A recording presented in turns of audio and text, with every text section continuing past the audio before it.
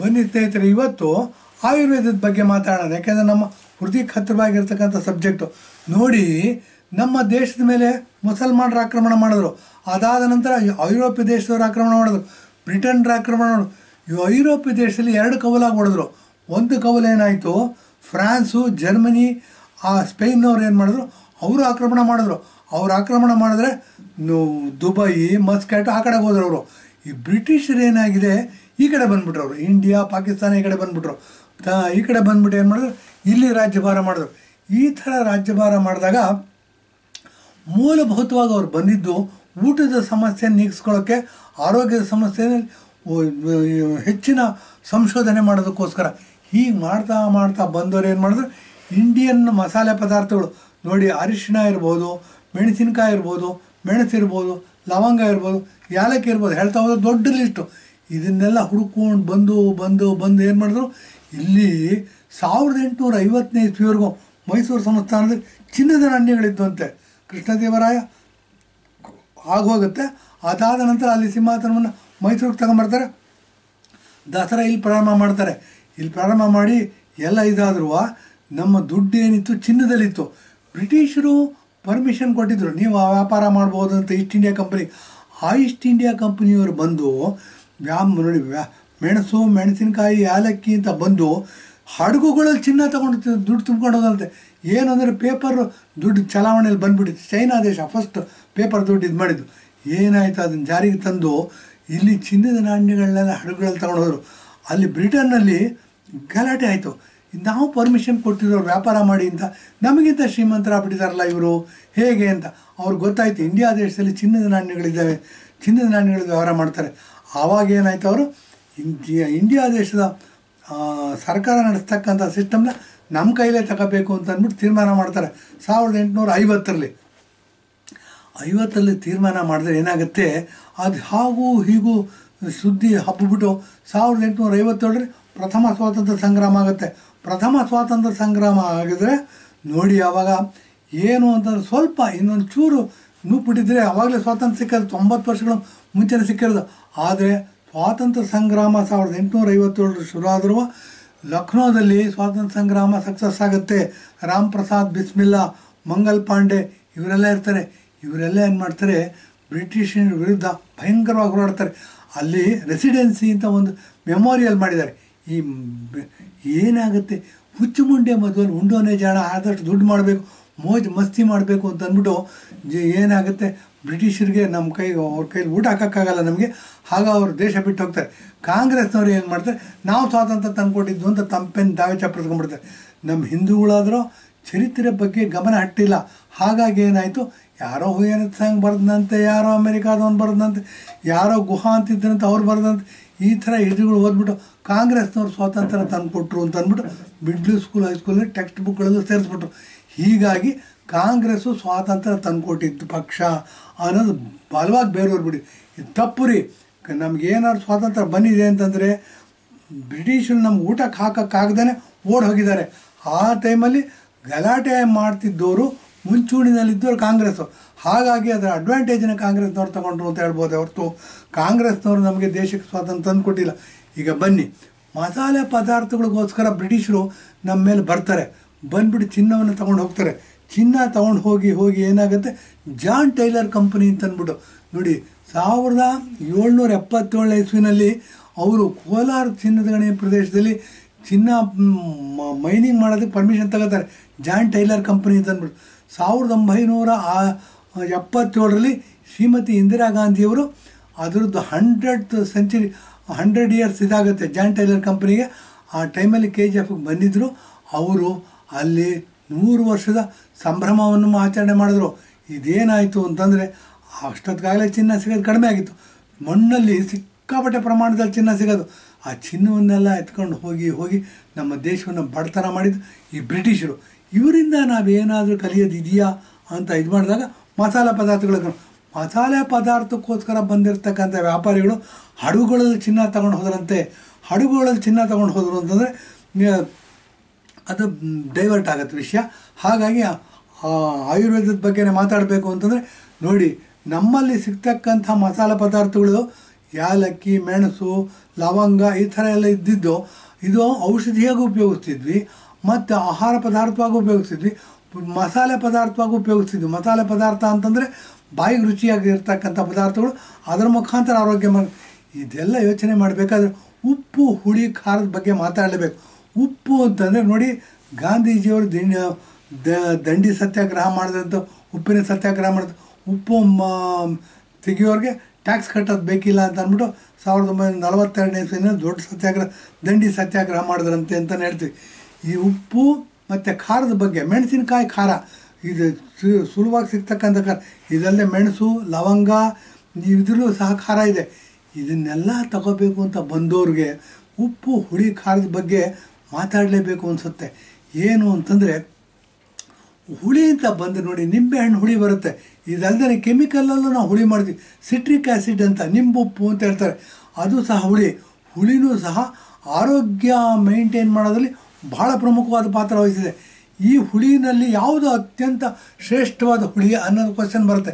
ಶ್ರೇಷ್ಠವಾದ ಹುಳಿ ಅಂತ ಕ್ವಶನ್ಗೆ ಬಂದರೆ 3 ನಮ್ಮ ಮುಂದೆ ನಿಲ್ಲುತ್ತೆ. ಒಂದು ಟೊಮೆಟೊ ಬಂದಿರತಕ್ಕಂಥ ಹುಳಿ, ಅದನ್ನು ಸಾಮಾನ್ಯವಾಗಿ ಸಾಂಬಾರಿಗೆ, ಹುಳಿಗೆ ಎಲ್ಲ ಉಪಯೋಗಿಸ್ತೀವಿ, ಆ ಹುಳಿ ಒಂದು. ಅದು ಬಿಟ್ಟುಬಿಟ್ರೆ ನಿಂಬೆಹಣ್ಣಿನ ಹುಳಿ. ನಿಂಬೆಹಣ್ಣಿನ ಹುಳಿ ಯಾಕೆ ಫೇಮಸ್ ಅಂತ ಹೇಳ್ತೀನಿ ನೋಡಿ. ಯಾರು ಕಿಡ್ನಿ ಪ್ರಾಬ್ಲಮ್ ಇರುತ್ತೆ, ಯಾರಿಗೆ ಕಿಡ್ನಿನಲ್ಲಿ ಸ್ಟೋನ್ ಆಗ್ತಿರುತ್ತೆ, ಇನಿಷಿಯಲ್ ಸ್ಟೇಜಸ್ಸಲ್ಲಿ ಇದ್ದರೆ ನೋಡಿ, ನಿಂಬೆ ಹುಳಿಯನ್ನು ಖಾಲಿ ಹೊಟ್ಟೆನಲ್ಲಿ ಕುಡಿಯೋದ್ರಿಂದ, ನಿಂಬೆ ಹುಳಿ ಕುಡಿಬೇಕಾದ್ರೆ ಒಂದು ಕ್ಲೂ ಇದೆ ಇಲ್ಲಿ. ಏನು ಅಂತಂದರೆ, ನಿಂಬೆ ಹಣ್ಣನ್ನು ಮಿಕ್ಸಿಗೆ ಹಾಕಬೇಕು, ತುಂಡು ಮಾಡಿಬಿಟ್ಟು ಅದನ್ನು ಸಿಪ್ಪೆ ಬಿಡಿಸ್ಬಿಡ್ತೀವಿ ನಾವು. ಸಿಪ್ಪೆನೂ ಸೇರಿಸ್ಬಿಟ್ಟು ಹುಳಿ ಕುಡಿಯೋದ್ರಿಂದ ಏನಾಗುತ್ತೆ, ಅದೊಂಥರ ಕಹಿ ಮತ್ತು ಹುಳಿ ಮಿಶ್ರಿತ ಆಗುತ್ತೆ. ಇದು ಕಿಡ್ನಿ ಸ್ಟೋನ್ನ ಕರಗಿಸೋದ್ರಲ್ಲಿ ಕಡಿಮೆ ಮಾಡುತ್ತೆ. ಸೈಜ್ ದೊಡ್ಡದಿದ್ದೆ ಸ್ಟೋನ್ದು ಅದು ಕಟ್ ಮಾಡುತ್ತೆ. ಇಂಥ ಪ್ರಾಕೃತಿಕವಾದ ಕ್ಯೂರ್ ಮಾಡ್ತಕ್ಕಂಥ ಗುಣ ಯಾರದು? ನಿಂಬೆಹಣ್ಣಿಗೆ. ನಿಂಬೆಹಣ್ಣಿನ ಹುಳಿ, ನಿಂಬೆಹಣ್ಣಿನ ಜ್ಯೂಸ್ ಮಾಡ್ಕೊಂಡು ಕುಡಿಬೇಕು ಅಂತೀವಿ. ಸನ್ ಸ್ಟ್ರೋಕ್ ಆಗಿರ್ತಕ್ಕಂಥವ್ರು ಅಥವಾ ನಾರ್ತ್ ಇಂಡಿಯಾದಲ್ಲಿ ಯಾರಾದರೂ ಹೋಗ್ತಾರೆ ಅಂತಂದರೆ ಅವರು ನಿಂಬೆಹಣ್ಣಿನ ಹುಳಿನ ಜ್ಯೂಸ್ನ ಕುಡಿಬೋದು. ಸಕ್ಕರೆ ಹಾಕ್ಕೊಳ್ದೆ ಕುಡಿಬೋದು. ಬೆಲ್ಲ ಹಾಕ್ಕೊಂಡು ಕುಡಿಯೋದು ಅತ್ಯಂತ ಶ್ರೇಷ್ಠ. ಯಾಕೆ ಅಂದರೆ ಸಕ್ಕರೆ ಮಾಡಬೇಕು ಅಂದರೆ ಸಿಕ್ಕಾಪಟ್ಟೆ ಕೆಮಿಕಲ್ಗಳನ್ನ ಸೇರಿಸ್ತೀವಿ. ಆ ಕೆಮಿಕಲ್ಗಳನ್ನ ಸೇರಿಸದೆ ಬೆಲ್ಲ ಮಾಡೋದ್ರಿಂದ ಬೆಲ್ಲ ಶುದ್ಧವಾಗಿರ್ತಕ್ಕಂಥ ಸಿಹಿ ಅಂತ ಹೇಳ್ಬಿಟ್ಟು ನಿಂಬೆಹಣ್ಣಿನ ಜ್ಯೂಸು ನೋಡಿ, ಕಿಡ್ನಿಗೆ ಮತ್ತು ಕಿಡ್ನಿ ಸಂಬಂಧಿತವಾದ ಕಾಯಿಲೆಗಳಿಗೆ ಅತ್ಯಂತ ರಾಮಬಾಣ ಇನಿಷಿಯಲ್ ಸ್ಟೇಜಸ್ಸಲ್ಲಿ. ಇದು ಆಯುರ್ವೇದ ಇದು ಮಾಡ್ಕೊಳ್ಳೋರು ಫಸ್ಟ್ ನಿಂಬೆಹಣ್ಣನ್ನು ಉಪಯೋಗಿಸ್ತಾರೆ. ನಿಂಬೆಹಣ್ಣಲ್ಲಿ ನೋಡಿ, ಸಿಪ್ಪೆಯಲ್ಲಿ ಅಗಾಧವಾದ ಔಷಧಿ ಪ್ರಮಾಣವಿದೆ. ಅದನ್ನು ಏನು ಅಂತಂದರೆ ಕಹಿ ಅಂತ ಅಂದ್ಬಿಟ್ಟು ನಾವು ಇದು ಮಾಡಿಬಿಡ್ತೀವಿ. ಏನೋ ಉಪ್ಪಿನಕಾಯಿ ಹಾಕೋರು, ಪಿಕಲ್ಸ್ ಮಾಡೋರು ನಿಂಬೆಹಣ್ಣಿನ ಸಿಪ್ಪೆ ತಿಂತಾರೆ. ಅದು ಬಿಟ್ಬಿಟ್ರೆ ನಿಂಬೆಹಣ್ಣಿನ ಸಿಪ್ಪೆ ಉಪಯೋಗಿಸೋದಿಲ್ಲ. ನಿಂಬೆಹಣ್ಣಿನ ಸಿಪ್ಪೆ ನಿಂಬೆಹಣ್ಣಿಗಿಂತ ಭಾಳ ಶ್ರೇಷ್ಠ ಅಂತ ಹೇಳೋದಕ್ಕೆ ಇಷ್ಟಪಡ್ತೀವಿ.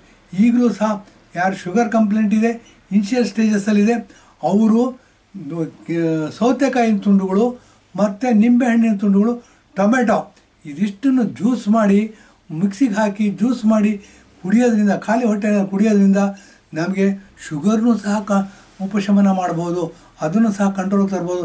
ಇನಿಷಿಯಲ್ ಸ್ಟೇಜಸ್ಸಲ್ಲಿ ಯೂಸ್ ಮಾಡಿದ್ರೆ ಇದು ಸಹ ಒಳ್ಳೆ ಔಷಧಿ ಆಗುತ್ತೆ ಅಂತ ಹೇಳಿ ಬನ್ನಿ ಹುಣಸೆ ಹಣ್ಣಿನ ಇದಕ್ಕೆ ಹೋಗೋಣ. ಹುಣಸೆ ಹಣ್ಣು ನೋಡಿ, ಮರ ಮೊಪ್ಪಾದರೂ ಹುಳಿ ಮೊಪ್ಪಾಗಲಿಲ್ಲ ಅಂತ ಗಾದೆಗಳು ಹೇಳ್ತೀವಿ. ಹಿಂದಿನ ಎಪಿಸೋಡಲ್ಲಿ ಹೇಳಿದ್ದೀನಿ. ಏನು ಅಂತಂದರೆ ಮುದುಕರಾಗಿರ್ತಾರೆ, ಅವ್ರಿಗೆ ಯೌವನ ಬೇಕು ಅಂತಂದರೆ ಮೊಟ್ಟ ಮೊದಲನೇದಾಗಿ ಊಟದ ಪದಾರ್ಥದಲ್ಲಿ ಹುಳಿನ ತಿನ್ನಬೇಕು. ಹುಳಿನಲ್ಲೂ ಹುಣಸೆ ಹಣ್ಣಿನ ಹುಳಿ, ಮರ ಮೊಪ್ಪಾದರೂ ಹುಳಿ ಮೊಪ್ಪಾಗಲಿಲ್ಲ ಅಂತ ಹೇಳ್ತೀವಿ. ಇದು ಗಾದೆನೂ ಹೌದು, ಇದು ತಿಳ್ಕೋಬೇಕಾದಂಥ ಸತ್ಯನೂ ಹೌದು. ಏನು ಅಂತಂದರೆ ನಮ್ಮ ಯೌವನ ಯಾವಾಗಲೂ ಶಾಶ್ವತವಾಗಿರಬೇಕು, ನಾವು ಬೇಗ ಮುಪ್ಪು ಬರಬಾರ್ದು ಅಂತಂದರೆ ಹುಣಸೆ ಹಣ್ಣಿನ ಹುಳಿಯನ್ನು ತಿನ್ನತಕ್ಕಂಥ ಅಭ್ಯಾಸ ಮಾಡಬೇಕು. ಹಾಗಾಗಿ ಹಿಂದೂ ಧರ್ಮದಲ್ಲಿ ಅತ್ಯಂತ ಮೇಲ್ವರ್ಗದ ಜನ ಅಂತ ಹೇಳಿದ್ರೆ ಬ್ರಾಹ್ಮಣರು ಸಾಂಬಾರು ಅನ್ನೋ ಶಬ್ದನ ಉಪಯೋಗಿಸೋದಿಲ್ಲ. ಅವ್ರು ಹುಳಿ ಅಂತಾರೆ.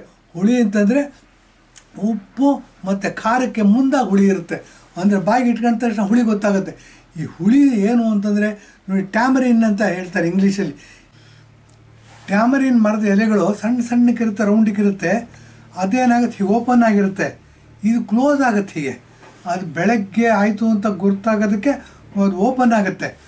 ಅದು ಏನು ಅಂತಂದರೆ ಹೀಟ್ ಇದ್ದರೆ ಮತ್ತು ವಾತಾವರಣದಲ್ಲಿ ಉಷ್ಣಾಂಶ ಜಾಸ್ತಿ ಇದ್ದರೆ ಬೇಗ ಓಪನ್ ಆಗುತ್ತೆ. 3:30 ಆಗ್ಬೋದು, 3 ಗಂಟೆನಾಗ ಓಪನ್ ಆಗ್ಬೋದು. ಅದೇನಾದ್ರು ಚಳಿಗಾಲದಲ್ಲಾದರೆ, ಮೈಸೂರು ಪ್ರಾಂತದಲ್ಲಾದರೆ 5 ಗಂಟೆಗೆ ಓಪನ್ ಆಗ್ಬೋದು, 5:30ಗೆ ಓಪನ್ ಆಗ್ಬೋದು, 6 ಗಂಟೆಗೆ ಓಪನ್ ಆಗ್ಬೋದು. ಇದು ತಿಳ್ಕೊಬೇಕಾಗಿರೋ. ಹಾಗಾದರೆ ಬ್ರಾಹ್ಮಿ ಮುಹೂರ್ತ ಏನು? ಅದು ಎಲೆ ಯಾವಾಗ ಫುಲ್ ಓಪನ್ ಆಗುತ್ತೆ ಆವಾಗ ಬ್ರಾಹ್ಮಿ ಮುಹೂರ್ತ ಅಂತ ಹೇಳ್ಬೋದು. ಇಂಥ ಮರ ಇಷ್ಟು ಸೂಕ್ಷ್ಮವಾಗಿ ಇರ್ತಕ್ಕಂಥ ಮರದ ಬದುಕಿಗೆ ನಾವು ಹೊಂದಾಣಿಕೆ ಮಾಡ್ಕೋಬೇಕು. ಆದ್ದರಿಂದ ಆ ಟೈಮ್ಗೆ ಹೇಳ್ಬೇಕು, ಬ್ರಾಹ್ಮಿ ಮುಹೂರ್ತದಲ್ಲಿ ಹೇಳ್ಬೇಕು ಅನ್ನೋ ಒಂದು ಪದ್ಧತಿ ಜಾರಿಗೆ ಬಂದಿದೆ. ಇದನ್ನು ತಿಳ್ಕೋಬೇಕು. ಯಾರು ಆಯುರ್ವೇದ, ಯಾರು ಬ್ರಹ್ಮಜ್ಞಾನವನ್ನು ತಿಳ್ಕೋಬೇಕು ಅಂತ ಹೋಗ್ತಾರೆ, ಯಾರು ಬೇರೆ ಗ್ರಹಗಳ ಬೇರೆ ಯೂನಿವರ್ಸಲ್ಲಿ ಇರ್ತಕ್ಕಂಥ ಜನಗಳ ಜೊತೆಗೆ ಮಾತಾಡಬೇಕು ಅಂತ ಬಯಸ್ತಾರೆ, ಅವರು ಈ ವಿದ್ಯೆಗಳನ್ನ ತಿಳ್ಕೋಬೇಕು, ಈ ಸೂಕ್ಷ್ಮಗಳನ್ನೆಲ್ಲ ಅರ್ಥ ಮಾಡ್ಕೋಬೇಕು. ಏನು ಅಂತಂದರೆ ನೋಡಿ, ಮರ ಮುಪ್ಪಾದರೂ ಹುಳಿ ಮುಪ್ಪಾಗಿಲ್ಲ ಅಂತ ಅಂದ್ಬಿಟ್ಟು. ಇದು ಹುಣಸೆ ಹಣ್ಣಿನ ಹುಳಿ ಏನಿದೆ, ಬ್ರೈನಲ್ಲಿ ನೋಡಿ, ಲೆಫ್ಟ್ ಬ್ರೈನ್, ರೈಟ್ ಬ್ರೈನ್ ಅಂತ, ಹಿಂಡ್ ಬ್ರೈನ್ ಅಂತ 3 ಭಾಗ ಮಾಡ್ಬೋದು. ಲೆಫ್ಟ್ ಬ್ರೈನ್ ರೈಟ್ ಬ್ರೈನಲ್ಲಿ ಇಂಟ್ರ್ಯಾಕ್ಷನ್ ಜಾಸ್ತಿ ಇದ್ದರೆ ನಮಗೆ IQ ಲೆವೆಲ್ ಜಾಸ್ತಿ ಇರುತ್ತೆ. IQ ಲೆವೆಲ್ ಜಾಸ್ತಿ ಆಗಬೇಕು ಅಂತಂದರೆ ನ್ಯೂರಾನ್ಸ್ಗಳು ಲೆಫ್ಟ್ ಬ್ರೈನಿಂದ ರೈಟ್ ಬ್ರೈನ್, ರೈಟ್ ಬ್ರೈನಿಂದ neuron, right to left, left to right ನ್ಯೂರಾನ್ಸ್ಗಳು ಹಾರಾಟ ಇಂಟರ್ಚೇಂಜ್ಗಳು ಜಾಸ್ತಿ ಆಗ್ತಿರಬೇಕು. ಇದು ಜಾಸ್ತಿ ಆಗಬೇಕು ಅಂತಂದರೆ ನಾವು ಹುಣಸೆ ಹಣ್ಣಿನ ಹುಳಿನೇ ತಿನ್ನಬೇಕು. ಹುಣಸೆ ಹಣ್ಣಿನ ಹುಳಿ ತಿನ್ನೋದ್ರಿಂದ ಸಾಂಬಾರಿಗೆ ಬ್ರಾಹ್ಮಣರು ಕೆಲವು ಇದರಲ್ಲಿ ಹುಳಿ ಅಂತ ಹೇಳ್ತಾರೆ. ಇದನ್ನು ಗಮನದಲ್ಲಿ ಇಟ್ಕೋಬೇಕಾಗಿರೋ ಅಂಶ. ಹುಳಿ ತಿನ್ನೋದ್ರಿಂದ ಏನಾಗುತ್ತೆ, IQ ಲೆವೆಲ್ ಜಾಸ್ತಿ ಆಗುತ್ತೆ, ಸ್ಮಾರ್ಟ್ ಜಾಸ್ತಿ ಆಗ್ತಾರೆ, ಮತ್ತು ಅನೇಕ ರೋಗಗಳು ಬರ್ದಂಗೆ ತಡಿತವೆ. ಯಾಕೆಂದರೆ ಇದು ಹುಳಿಯಾಗಿರೋದ್ರಿಂದ ನೋಡಿ, ಇದು ಒಂದು ಉದಾಹರಣೆ ಹೇಳಬೇಕು ಅಂತಂದರೆ ಇಂಡಿಯನ್ ಗೂಸ್ಬೆರಿ, ನೆಲ್ಲಿಕಾಯಿ ಅಂತ ಹೇಳ್ತೀವಿ. ನೆಲ್ಲಿಕಾಯಿನಲ್ಲಿ ಹುಳಿನೂ ಇದೆ, ಕಹಿನೂ ಇದೆ, ಒಗರು ಇದೆ, ಎಲ್ಲ ಇದೆ. ಎಲ್ಲ ಸೇರಿಕೊಂಡಿರ್ತಕ್ಕಂಥ ಇಂಡಿಯನ್ ಗೂಸ್ಬೆರಿ ಹೇಗೆ ನಂಬರ್ 1 ಆಯುರ್ವೇದದಲ್ಲಿ, ಹಾಗೆ ಹುಣಸೆ ಹಣ್ಣಿನ ಹುಳಿ ರುಚಿ ಅಂತ ಇಟ್ಕೊಂಡು ಹೋದರೆ, ಹುಳಿ ಉಪ್ಪು ಖಾರ ಅಂದ್ಕೊಂಡು ಹೋದರೆ ಹುಳಿ ಭಾಳ ಮಹತ್ವದ ಪಾತ್ರ ವಹಿಸುತ್ತೆ. ಅದರಿಂದ ಈ ಹುಳಿ ಏನಿದೆ, ಟ್ಯಾಮರಿನ್ ಹುಳಿ ಏನಿದೆ, ಇದು left brain right brain coordination ಜಾಸ್ತಿ ಮಾಡೋದ್ರಿಂದ ನಮ್ಮ IQ ಲೆವೆಲ್, ನಮ್ಮ ಸ್ಮಾರ್ಟ್ನೆಸ್ಸು, ಆರ್ಟಿಫಿಷಿಯಲ್ ಇಂಟೆಲಿಜೆನ್ಸ್ ಜಾಸ್ತಿ ಆಗುತ್ತೆ. ಹಾಗಾಗಿ ಆರ್ಟಿಫಿಷಿಯಲ್ ಇಂಟೆಲಿಜೆನ್ಸ್ ಬಗ್ಗೆ ಕಂಪ್ಯೂಟರ್ ಕೆಲಸ ಮಾಡ್ತಕ್ಕಂಥವ್ರು ಅಥವಾ ಮ್ಯಾಥಮೆಟಿಕ್ಸ್ ಇರ್ತಕ್ಕಂಥವ್ರಿಗೆ ಜಾಸ್ತಿ ಇರುತ್ತೆ ನ್ಯೂರಾನ್ಸ್ಗಳು ಹಾರಾಟ, left brain to right brain, right brain to left brain. ಅದರಿಂದ ಅವರು ಮ್ಯಾಥಮೆಟಿಕ್ಸಲ್ಲಿ ಜಾಸ್ತಿ ಬುದ್ಧಿವಂತರಾಗಿರ್ತಾರೆ. ಈ ಥರ ಬುದ್ಧಿವಂತಿಕೆ ಆಗಬೇಕು ಅಂತಂದರೆ ಒಂದು ಡಿಸ್ಅಡ್ವಾಂಟೇಜ್ ಇದೆ. ಯಾವಾಗ ನ್ಯೂರಾನ್ಸ್ಗಳ ಹಾರಾಟ left to right, right to left ಜಾಸ್ತಿ ಆಗ್ತಾ ಹೋಗುತ್ತೆ, ನಿದ್ದೆ ಕಡಿಮೆ ಆಗುತ್ತೆ. 4 ಗಂಟೆಗೆ ಹೇಳ್ತಾರೆ, 4 ಗಂಟೆಗೆ ಎದ್ದುಬಿಟ್ರೆ ನಮಗೆ ನಿದ್ದೆ ಕಡಿಮೆ ಆಯ್ತಲ್ಲ ಅಂತ ಯೋಚನೆ ಮಾಡೋರು ಇದ್ದಾರೆ. ಇದು ಬೇಕಿಲ್ಲ. ಏನು ಅಂತಂದರೆ ಪ್ರಾಕೃತಿಕವಾಗಿ ಏನೇನು ಸಾಧನೆ ಮಾಡಬೇಕು ಅಂತ ಇರುತ್ತೆ. ಇದು ಜನಸಾಮಾನ್ಯರ ವಿಷಯ ಅಲ್ಲ. ಯಾರು ಬುದ್ಧಿವಂತರು ಅಂತಿರ್ತಾರೆ, ಯಾರು ಬ್ರಹ್ಮಜ್ಞಾನವನ್ನು ಸಾಧನೆ ಮಾಡ್ಕೊಂಡು ತಗೋಬೇಕು ಅಂತಿರ್ತಾರೆ, ಯಾರು ಬುದ್ಧಿವಂತರಾಗಬೇಕು ಅಂತಿರ್ತಾರೆ, ಆ ಜನರೇ ಬೇರೆ. ಶರೀರದ ಶ್ರಮವನ್ನು ಬಂಡವಾಳ ಮಾಡ್ಕೊಂಡು ಹಣ ಸಂಪಾದಿಸ್ತಕ್ಕಂಥ ವರ್ಗನೇ ಬೇರೆ. ಹಾಗಾಗಿ ಏನಾಗಿದೆ, ಈ ಬುದ್ಧಿವಂತರ ಜನಾಂಗ ಅಂತ ಏನಿದೆ, ಅವರು ಹುಣಸೆ ಹಣ್ಣಿನ ಹುಳಿ ತಿನ್ನಬೇಕು. ಹುಣಸೆ ಹಣ್ಣಿನ ಹುಳಿ ಮತ್ತು ಅನೇಕ ರೋಗಗಳಿಗೆ ಔಷಧಿನೂ ಹೌದು. ಹುಳಿಯಿಂದ ಅನೇಕ ರೋಗಗಳು ದೂರ ಇರ್ತವೆ, ಬರೋದಿಲ್ಲ ಹತ್ರ. ಹಾಗಾಗಿ ಹುಣಸೆ ಹಣ್ಣಿನ ಹುಳಿ ಆರೋಗ್ಯದಲ್ಲಿ, ಆಯುರ್ವೇದದಲ್ಲಿ ಬಹಳ ಮಹತ್ವದ ಪಾತ್ರ ಇದೆ.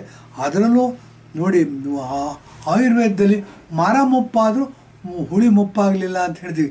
ಈ ಹುಣಸೆ ಹಣ್ಣಿನ ಹುಳಿ ತಿನ್ನೋದು ಭಾಳ ಒಳ್ಳೆಯದು. ಟೊಮೆಟೊ ಹುಳಿ, ನಿಂಬೆಹಣ್ಣು ಹುಳಿಗಿಂತ ಹೊಟ್ಟೆ ತುಂಬ ಊಟ ಮಾಡಬೇಕು ಅಂತ ಅನ್ನೋರು ಸಾಂಬಾರಿಗೆ ಹುಳಿ ಮುಂದಾಗಿ ಊಟ ಮಾಡೋದ್ರಿಂದ ಅನೇಕ ಲಾಭಗಳಿವೆ ಅಂತ ಹೇಳಿ ಇದನ್ನು ಎಪಿಸೋಡ್ ಮುಗಿಸ್ತಾ ಇದ್ದೀನಿ. ಧನ್ಯವಾದ, ನಮಸ್ಕಾರ.